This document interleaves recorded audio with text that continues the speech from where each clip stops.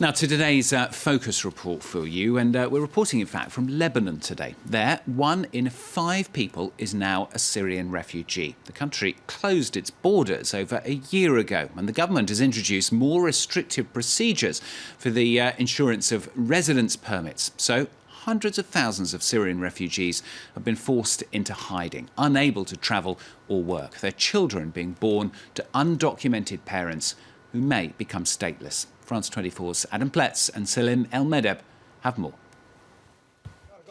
Every day, it's the same ritual. FAWAZ HAMMOUD paces from one end to the other of this makeshift camp in northern Lebanon. There's no question of leaving, out of fear of being arrested. Like nearly all of the 300 people crammed in here, FAWAZ failed to renew his residence permit last year. We were here in the camp and the army carried out a raid. They took our Syrian ID and gave us a green piece of paper. Now, if we want papers for here, we need a Lebanese guarantor. But the guarantors want $700. So now, we're stuck in the camp. Some Lebanese employers are willing to sponsor their Syrian employees for free. But often, potential guarantors require financial compensation. It's become a business in itself. They're cheating us. They ask us to pay them, and then they take our money and disappear. That happened to me personally.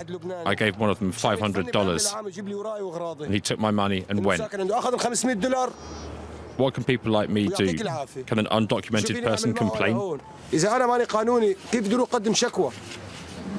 Abi Samra, one of the poorest suburbs of Tripoli. Mohammed Taleb and his family moved here to avoid army raids in refugee camps. They too have been unable to renew their papers. The result? Mohammed can't go to work as he's unable to cross army checkpoints. For a year, my brother lived in the neighboring region of Akkar. He often called to ask me to come and see him, but I said no. I dare not to go because of the checkpoints. He's angry with me. He's my brother, and it's been a year since I've seen him. Since they asked for a guarantor, began to thoroughly check her papers, life's changed. It's as if we're in a miniature prison. This man, who wishes to remain anonymous, tells us how some employers take advantage of the situation to abuse the refugees. He previously lived and worked on a farm owned by a Lebanese man. He said, OK, I'll vouch for you, but you'll have to work for nothing. In the end, it's me who decides. I will maybe only give you a small part of your pay. There are many guarantors who even ask the refugees to give their daughter in exchange for their sponsorship. Children are often just as much the victims as their parents become undocumented. In this informal school in the Bekaa Valley, some are forced to abandon their classes to work, as the adults can't. Worse still, most of them are not officially registered in either Syria or Lebanon, so they risk becoming stateless adults. This is the case for Nora's 2 children, and with the loss of her papers, she has no way to remedy the situation. If I don't register my children, they can't go to school, they can't study, and they won't have a true identity. It's really hard to see your children as undocumented, as people who have nothing even resembling a nationality. It's really hard.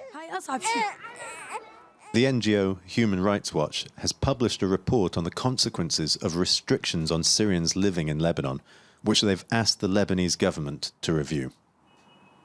Our research shows that the policies that were put in place at the beginning of last year have actually been counterproductive.